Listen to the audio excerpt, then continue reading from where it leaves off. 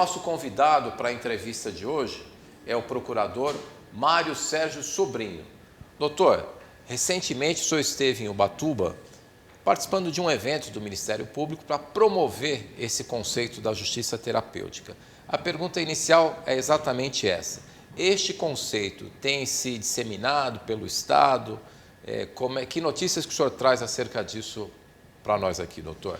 Cláudio, estive em Ubatuba recentemente para começar a identificar uma rede de apoio para desenvolver um programa de justiça terapêutica.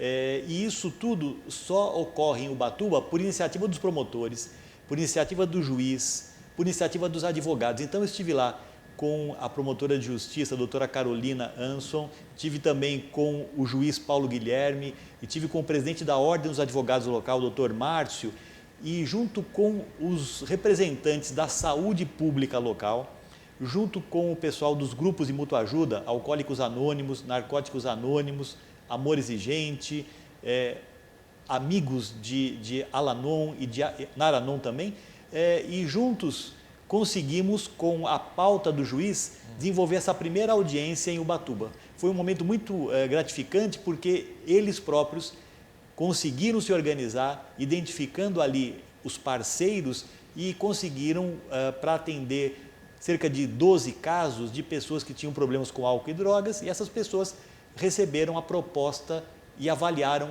o possível encaminhamento para frequentar essas reuniões ou ir ao CAPS Álcool e Drogas de Ubatuba. Perfeito. Agora, doutor, o público que não é muito afeito a esse tema deve estar perguntando, mas no que consiste a justiça terapêutica? Eu gostaria que o senhor explicasse quais são os fundamentos dessa ideia, doutor.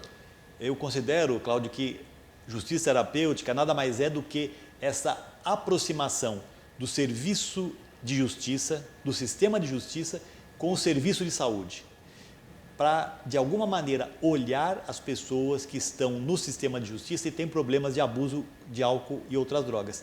E essas pessoas, quando são as nossas clientes, nossos infratores, nossos réus ou acusados no processo, nós podemos desenvolver estratégias para intermediar o encaminhamento das pessoas para a frequência à terapia, para a frequência a reuniões, para que essas pessoas sejam beneficiadas e substitua uma eventual sanção, uma eventual medida que não seria prisional, mas seria uma medida como prestar um serviço ou pagar uma multa, substitua isso pela frequência às reuniões, fazendo uma comprovação. E é importante que a gente fale também nesse assunto, Cláudio, que essa comprovação ela é feita, ela é realizada por uma ficha de frequência que esse infrator recebe da justiça e ele próprio apresenta no serviço de saúde ou no grupo de mútua ajuda, e essa ficha ela é carimbada, rubricada e ele próprio devolve no sistema de uma autofiscalização com a monitoria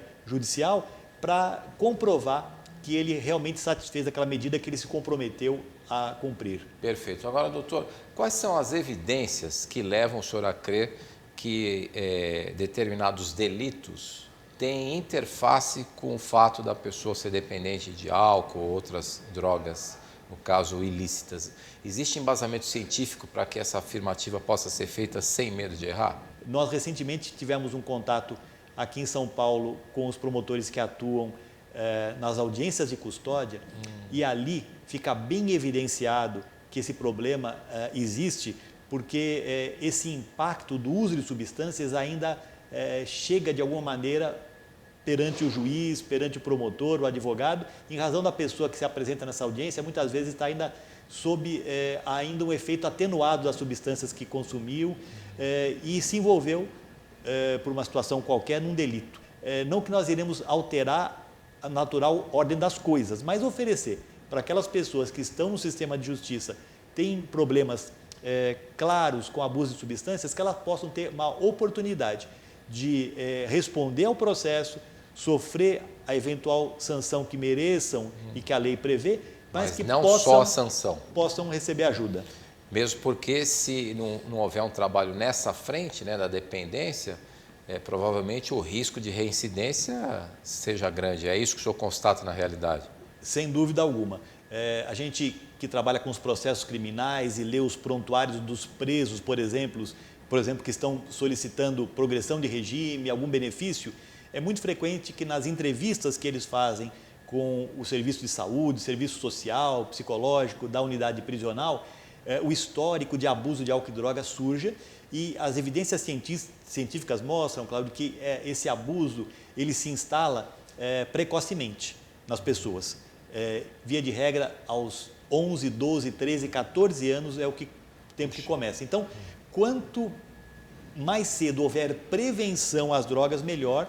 O trabalho da justiça terapêutica, ela se enquadra numa técnica que chama-se prevenção especial ou terciária, porque ela vai focar a pessoa que está com problema de abuso de substância, vai procurar fazer uma abordagem específica e propor a essa pessoa frequentar um serviço de saúde, frequentar pelo menos um grupo de mútua ajuda para que ele possa completamente entender a situação dele e, quem sabe, alterar a rota, o padrão de entendimento dele sobre o abuso de substâncias, que, como você falou, é um fator de desequilíbrio e também desencadeador de riscos de prática delitiva sequencial, de reincidência. Agora, um ponto que eu considero importante, doutor, drogas ou psicotrópicos, nós podemos dividir do ponto de vista legal, né, entre lícitos e ilícitos. O álcool é uma droga, mas é uma droga lícita, porque o seu consumo é permitido. Nesse caso, quando estamos tratando de uma droga lícita, como é que pode ser feito um trabalho, né, para convencer o infrator de que a sua relação com o álcool pode ser algo que o leve, né, ao cometimento de crimes? Porque ele pode contra-argumentar, mas esse é um comportamento tolerável, né? Tanto é assim que o consumo de álcool é permitido, né? É mais difícil atuar quando estamos falando de álcool do que quando estamos falando de drogas ilícitas. Como é que o senhor vê essa questão, doutor? Muito boa sua indagação. É mais difícil, mas tanto mais necessário, porque a incidência do abuso de substâncias lícitas, como o álcool na sociedade, e os efeitos negativos que o abuso do álcool ou o chamado uso nocivo dessa substância causa, ela gera um impacto maior na sociedade e também maior no próprio sistema de justiça. É muito frequente que as pessoas olhem substâncias como crack, heroína, LSD... como mais deletérias do ponto de vista penal, vamos dizer assim. Exato. Talvez no campo da saúde o dano mais imediato ocorra com essas substâncias sendo consumidas. Mas o álcool ele tem um efeito longo prazo, um efeito extenso na vida da pessoa e na sua personalidade, nos seus hábitos. Eu considero que, atendendo até a sua pergunta, que é mais complexo essa abordagem da pessoa que usa o álcool, porque as justificativas para o uso e o não interesse da pessoa refletir a respeito disso é muito maior. A pessoa que vem para o sistema de justiça por questão de abuso de álcool, o chamado uso nocivo, normalmente nós temos os casos dos crimes de embriaguez ao volante. E essas pessoas eu tenho acompanhado com muita frequência, mensalmente, as audiências que ocorrem no Foro de Santana, aqui em São Paulo, que tratam desses casos. Normalmente as pessoas são muito resistentes a entender que precisam de alguma ajuda, porque, em regra, essas pessoas estão ainda trabalhando, estão ainda vinculadas à família, estão ainda com alguma condição de manter-se socialmente, tem um carro, porque foi com o carro que ele cometeu um delito. Sim. Mas isso a gente nota pela experiência e por estar conversando continuamente com os alcoólicos, que isso é uma condição passageira. Se houver manutenção do uso abusivo, desses episódios de grande consumo de álcool continuamente, é muito provável que as perdas ocorram. Então, não que a gente associe que a pessoa que usa uma substância psicoativa, especialmente o álcool, à criminalidade, mas há uma evidência que muitas pessoas que fazem uso abusivo se expõem à situação de vítimas ou de autores de infrações penais. Perfeito. Doutor, peço que a sua resposta seja breve, porque infelizmente nosso tempo é escasso. na questão do tabaco, nicotina, uma droga lícita, é droga, né? Houve um cerco ao consumo de tabaco e parece que os níveis de consumo retrocederam, né? O senhor defende a mesma coisa em relação ao álcool?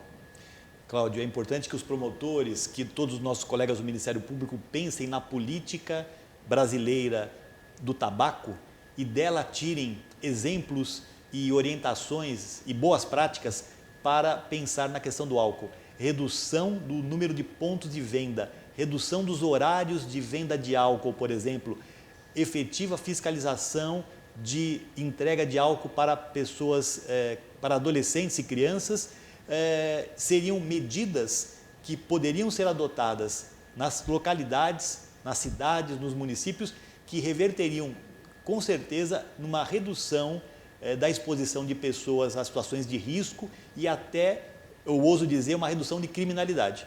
Mas temos que ter essas políticas sendo implementadas localmente, em primeira mão, e temos que ter uma sinalização do Ministério Público, dos poderes constituídos, que álcool é uma substância psicoativa, que pode ser consumida, mas tem que ter uma regulamentação, tem que ter um olhar bastante moderado na propaganda, na oferta e na disponibilidade dessa substância para as pessoas. Perfeito. Doutor, foi uma satisfação recebê-lo aqui para a nossa entrevista, assim como foi uma satisfação ter a sua audiência. Até a próxima edição.